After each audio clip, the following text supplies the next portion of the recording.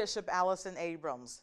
Welcome to the Bishop Allyson Abrams Show, where I believe truth empowers. Each week, I will bring topics to you that I believe you should be made aware of. I will give you my professional opinion on the topics that we discuss and probably some necessary suggestions too. We will talk politics. We will talk religion. We will talk real estate, health, and education. I have some great topics to share with you on today, so stay tuned. We'll be right back. We are talking about exercise once again. We had a show prior to this one where I told you we would do a part 2, and so we want to make sure that we encourage all of you to exercise, to work out, and be in good health. Now, one of the reasons oftentimes people exercise is because they want to lose weight. And so we do know that in order to lose weight safely and permanently, you need to eat healthy food as well as exercise. So I want to make sure that I encourage you to begin to change some of your eating habits if you're not eating healthy, because your exercise will be in vain if you have not changed your eating habits. And so I want to give you a few things that can help you with weight loss when it comes to exercise. One of the things that we do just naturally is walking. Walking is a wonderful way to lose weight and to make sure that you are getting trim, tone, and fit. Walking is an ideal exercise. It does not require any extra equipment. Isn't that wonderful? You don't have to buy anything from the sports stores. You don't have to go to the gym. You don't have to go to a fitness center. You don't have to go anywhere. You can walk in your own home. And so walking is something that is very vital and at the top of many people's lists when it talks about losing weight. Now, there is something that, yes, you do need for the exercise of walking. You do need a pair of walking shoes. All shoes are not made for walking for long periods of time. And so that would be the only investment that you will have to make. We know that many of the vendors today make lots of walking shoes, so you can go and select which pair of shoes works best for you. When we look at walking, walking is a low impact exercise. And so it won't blow out your knees, it won't cause stress injuries. And so those people who may have health issues like obesity and heart disease, it is something that you can do as well. A lot of times people have certain illnesses or things that are going on with them. They believe they cannot do any exercise. Walking is something I know that the doctor encourages you to do, and so Bishop Abrams is going to encourage you today to walk. And it's low intensity weight loss activity that can lead to overall better health. As well as we heard about in another show, a better mental well-being. Now, it depends on how much you're walking. This is something that interests me because I need to know how long I need to be walking and how many calories I'm going to be burning during that time of walking. So, depending on how much you weigh, the pace in which you're walking, but if you walk at about 4 miles per hour, you'll burn between 5 and 8 calories every minute, or 225 to 360 calories for about 45 minutes. Now, that makes a world of difference to me, because if you tell me how many calories I'm going to burn, if I know I'm intentionally trying to lose weight, and tell me how much walking I need to do, then I might be motivated to get out and walk. So I'm giving you this information today because I need some of you to get motivated to start walking. Walking is where you can start. And then after you get used to walking, you may want to move to something else. You can always move up to jogging. You can move up to doing some other things. But start somewhere. Everybody has a starting point. And so at the pace of walking about 45 minutes a day, you can lose up to 1 pound a week without changing any of your other habits. So wow, who would not want to be able to start losing 1 pound a week? That's 4 pounds a month. And then if you change your eating habits along with that, look at or consider how much weight you could possibly lose. So if you're close, and I think this is great, if you're close to a shopping center, If you're close to a track or something, or a school that has a track behind it, I would say utilize that. If you're close to your job, you can walk to your job when it's warm on those warm days and melt those pounds away, and drop some of the weight that you've been desiring to drop for months or even for years. All right, so walking. Let's start with walking.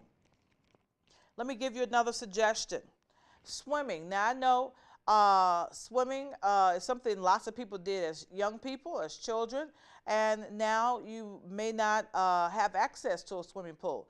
But those of you who do have memberships where they have a swimming pool, or you may have a swimming pool in your own backyard, swimming will allow you to burn away from 400 to 700 calories in an hour. So who doesn't want to burn, if you're swimming vigorously, up to about 700 calories in an hour? And so all types of swimming are effective to help shed pounds. So if you're doing a front crawl, if you're doing the breaststroke, even if you're doing the paddling, that will still help you to burn those calories. All right, so swimming is a highly effective exercise for weight loss as well as toning. And so now, when we talked about building that self-confidence in a prior show, when you get toned and start looking good, that's really, really going to boost your self-confidence. And so swimming will help you to tone your body. It's one of the lowest impact exercises that is available to us. It strengthens, tones, and conditions your entire body. So it's not just targeting your legs, it's not just targeting your arms like some exercises can do. It's going to target your entire body. Swimming is ideal for women who may be in that last trimester of pregnancy, as well as individuals who battle arthritis, obesity, and musculoskeletal conditions. And so I know that may encompass some of you. It may include some people that you know, some of your relatives. So if you have people that are around you that have arthritis, you have people who are obese around you, and today that's half of America. If you have people with musculoskeletal conditions, please encourage them to consider taking a swimming class or maybe going to a pool to swim so that they can tone and condition their body. People who suffer from asthma, the pool, because of the warm air, the indoor pools, as well as the moist air, it helps to keep their airways clear. And so this would be a good exercise for people who suffer from asthma, may even have bronchitis, bronchiolitis, any of those upper respiratory conditions. And so swimming engages all of the major muscle groups. It engages from your abdominals and your back muscles to your arms, your legs, your hips, as well as your glutes. And so it effectively complements other exercises like running and walking and any others that you may choose to do. So find you a pool today. We know that we're going into our cooler season, but there are many indoor pools that you can still utilize to be able to get your workout in and burn 400 to 700 calories. Now, I've seen lots of people doing this in the probably last decade, cycling. Now, I said I was going to go back and get back into bike riding because as a young person as well as a teenager, I loved riding a bike. And so I just kind of got out of it after got older, had children, had a family, all of that. But this is a wonderful way to lose weight and to keep your body healthy. It is considered a low-impact exercise, but it has high rewards when you talk about losing weight. So any of y'all gotten annoyed by looking at those people riding the bikes when you're in traffic? I think the other day I was just totally annoyed with somebody who zoomed in front of me. I said, people need to get bike licenses. And anytime I see any lawmakers, I'm going to tell them, let's put that on the floor. I need the Senate and the House to approve that people need to have licenses. I mean, you got to have a license to ride a motorbike. You need to have a license to be riding a bicycle. And all these bicycle stations need to check people's licenses before they allow them to pull them out. But anyway, cycling can burn anywhere from 372 to over 1,100 calories per hour. So those people who are riding those bikes to work, whether they're doing delivery, whether they're just working out, they are burning some high levels of calories per hour. And it does, yes, depend upon your weight and your speed in the terrain in which you're biking across. But still, they are burning lots of calories. I want to say it this way for those of you who watched the show prior to this one, they are creating lots of sweat, okay? And so they are benefiting tremendously from this level of exercise. And so offered at most gyms, those of you who go to fitness centers and gyms, group cycling is something that is new now. And so the group cycling activity is one of the lowest impact classes that can be offered, yet it's one of the most effective for burning calories and revving up your metabolism. Some of y'all need to rev up your metabolism. You can't do that sitting on the couch. You can't do that watching TV. You can't do that playing video games. You can't do that sitting around. Seasoned runners and those who bike all the time find themselves being challenged by spinning instructors. And so hour-long spinning class covers about 20 miles and challenges participants to reach speeds that they may find impossible when riding bikes out on the road today. And so, yes, bicyclists find that, they're not going to be able to ride at high speeds, especially if they're riding in the inner cities, because there's so many things, people driving cars and anything that could happen to them. So they have to ride kind of at lower speeds. But if you go into a gym with a stabilized bicycle, you can hit some of those higher speeds and find yourself burning off more calories. So try cycling today if you have not tried that. One of the old ways of losing weight and toning your body and keeping yourself in good shape and in good health is running. Anybody tried running lately? Now, y'all gonna talk about the bishop, but I'm not talking about running from the authorities or running from somebody else. I'm talking about running intentionally. And so running burns about 600 calories per hour. 600 calories per hour. So, when you were in middle school, when you were in, as the old people call it, grade school, I like to say elementary school. When you're elementary school, they let you run. They took you out to the playground and said, hey, we're going to let the kids run for about 30 minutes, 45 minutes. And so now you were burning a high number of calories during that time. How many people over 45 still run today? And so to look at that number and hear that number lets you know that if you are not running, you may want to start running today. It helps to build strong bones and connective tissue and get your heart pumping at a healthy rate to help prevent heart disease, help prevent stroke, and help to prevent certain cancers. So we know heart disease is one of the #1 killers of people on today. And so when we look at that, we want to look at that from a clear lens, a lens of reality, and say, if some of those people are running and exercising, are they reducing the risk of heart failure on today? And so, if so, we need to join the group of runners who are out here today. Running, once again, you don't have to buy no equipment, thank God, because I know some people are saying they don't want to buy nothing else. So you don't have to buy any equipment. You don't have to have a gym membership. You don't have to go out and be forced to do anything basically except for get you some running shoes. All right? And let me just say, you cannot run in all kinds of shoes. You have to get shoes that can take this level of impact. And so you want to go to a store and get you some running shoes, shoes that have been designed specifically for this exercise, okay? But you cannot run in all kinds of shoes because you need to protect your joints and especially your feet. Some of you who have feet problems, you know that, hey, you got to preserve your feet as much as you can. When you get running shoes also, it helps you to keep the pace, maintain motivation. I've seen a lot of people who run today use iPods and MP3 players. You have something in your ear, keep you motivated and that you're listening to while you're doing your workout. So it's important, however, to have on the right shoe if you're going to run. I think running can even be a little bit better if you have a partner that you're running with. And some people have a very competitive edge. So, let's see, who can last or who can endure. And so if you can find a running partner that might motivate you and help you to get back out there and start running. Experts now, and I think this is very important, experts now recommend that you do not stretch before you run. Now, y'all know in the 70s, they told you don't do anything unless you stretch. In the 80s, they told you to stretch. I think probably even in the 90s, they told you to stretch.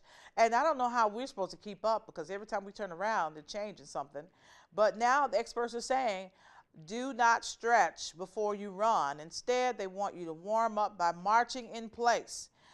Bring your knees up high or walk in place for 5 minutes before you start running. But y'all know they had us stretching. You were stretching your legs and all of this stuff. And so, hey, don't do any of that. Basically, walk in place. I would encourage you to walk in place, march about 5 minutes before you start running. Running is a high-impact exercise, and yes, it can damage your joints. So it's best to have a professional fit you with the right running shoes. That is key. If you don't hear anything else Bishop says today, it is key to have the correct running shoes, the shoes that will benefit you so that you can limit and even alleviate any possibility of injury. Another thing, which is, when I think back to childhood, I say, we did all the right stuff. Jumping rope will help you to stay fit as well as to bring up your being toned and make sure your muscles are where they need to be in a healthy condition. Jumping rope is a favorite activities on playgrounds. We know that across America, really across the world. In 10 minutes of jumping rope, that's worth an 8-minute mile when it comes to cardio benefits and calorie burning. So just jump rope for 10 minutes. I know a lot of us, we'd be out of breath after a minute. But if you can build yourself up to jump rope for 10 minutes, you will be doing very well. Now, the experts say an hour of jumping rope burns over 800 calories. I don't know how many of us can jump rope for an hour. But if you can build yourself up to that, you will burn 800 calories. And as well as working the arms, the legs, the core, as well as strengthening your bones and joints. Now, jumping rope can be very fun.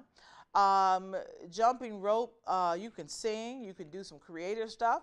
I believe that's why the young people years ago used to dance and do all kinds of stuff with jumping rope. And so you can make it a fun activity. You can also get your family members involved and you can have some competitions and challenges, but jumping rope is lots of fun.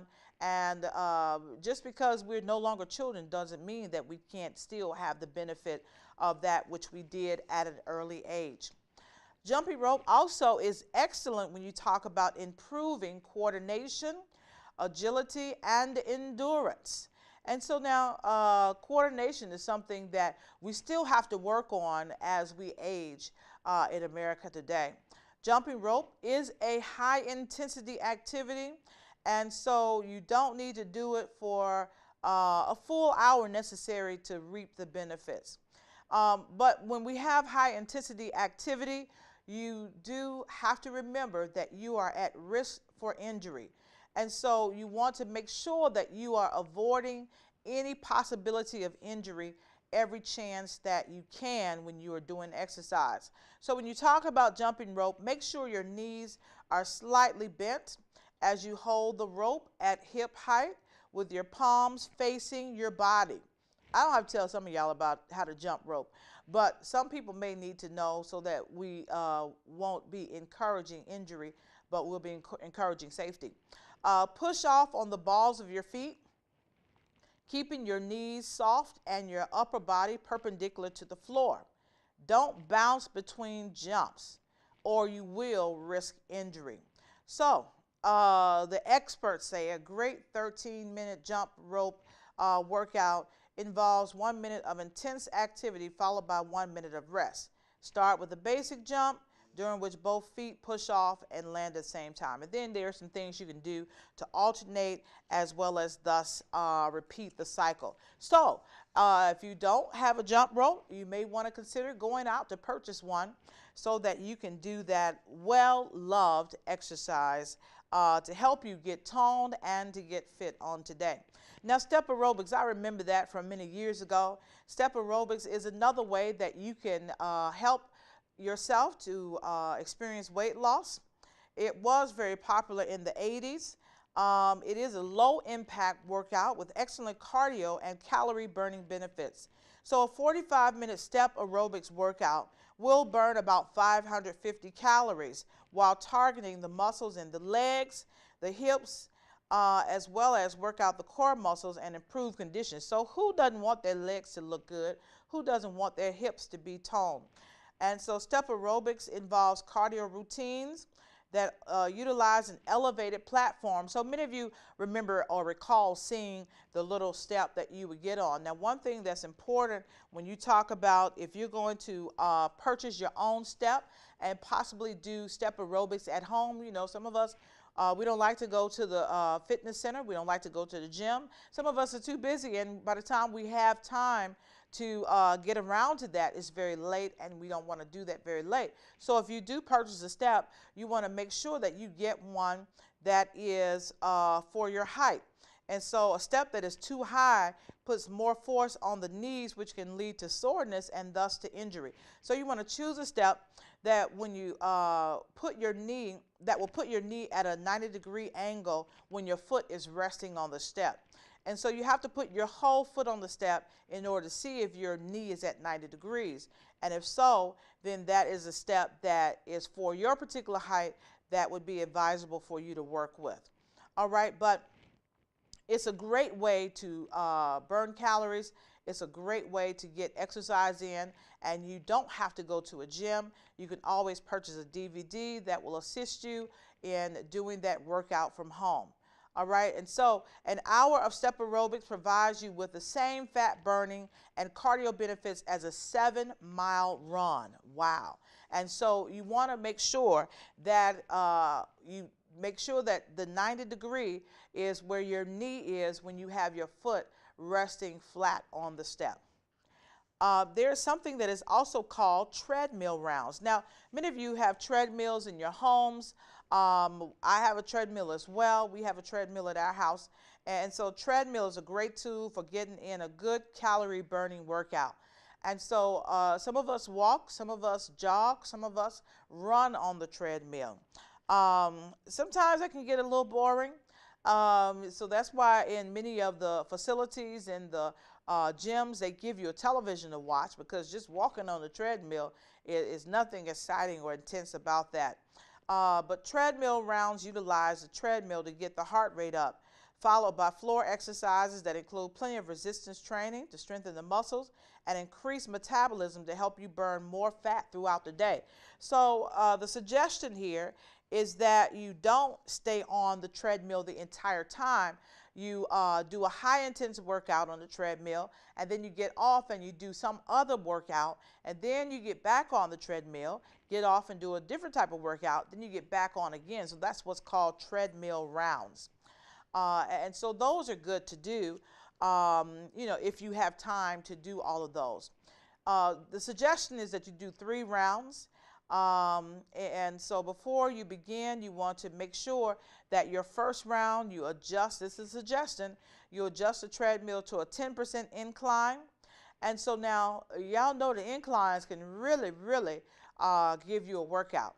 And so the first one is suggested for a 10% incline.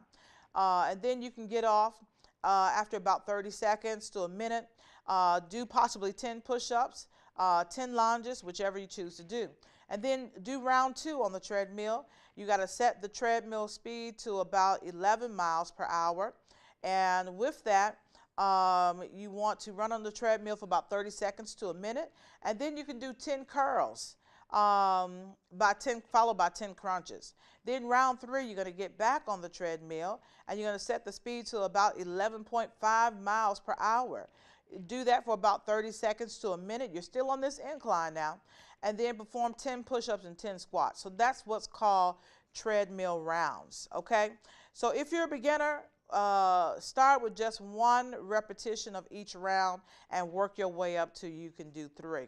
But that is very intense. So y'all write me if you are doing the treadmill rounds, because the bishop wants to know who out there is able to be successful with that. Once again, treadmills are great for burning calories. If you want to just continue to walk on your treadmill, jog on your treadmill, that will still help you to burn the calories that you need to burn off. Now, push-ups. Anybody out here doing push-ups today? Anybody used to do push-ups? Push-ups are great. Push-ups are wonderful, and they do a lot for you. Somebody might have seen the challenge I did probably about 6, 7, 9 months ago on Facebook, where I challenged people to do 20 to 25 push-ups. It was amazing how many people did the challenge and posted it on Facebook. So I'm going to have to go back and do that again. But the bishop was able to be successful in doing hers. And I still today know that was just the grace of God, because I was ready to crash, but I did make it to the number. But a set of 50 push-ups will burn about 100 calories. So you got to do 50 push-ups in order to burn 100 calories. But push-ups are highly effective for building muscle in your core, building muscles in your abs, in your chest, your shoulders, your triceps, lower backs, as well as your glutes. So those of you who did not want to do push-ups, once again, you don't need any equipment. Once again, you don't have to go to the gym. You can do push-ups in your home. All right? And so push-ups have to be done correctly. We don't want you to be at risk for injury. Your push-ups should be slow and deliberate. So all y'all who want to hurry up and do the push-ups, no, you got to do them slowly so that your muscles can work the way that they're supposed to. And so I really should give you the proper way to do them, but I am out of time. So once again, Bishop is encouraging you to start your exercise regimen on today. I want to see you go into the next year in wonderful shape. And we know for the holiday season, we're going to eat lots of food. And so what better way to work off those calories than to exercise and to begin to eat healthy? So once again, I'm going to pray as some of you begin to do a lifestyle change and begin to work out and begin to eat healthy and see your self-confidence building. Well, looks like it's that time again. I want to thank you for always tuning in to the Bishop Allyson Abrams Show, where we are committed to discussing new and exciting topics that are sure to stir your soul.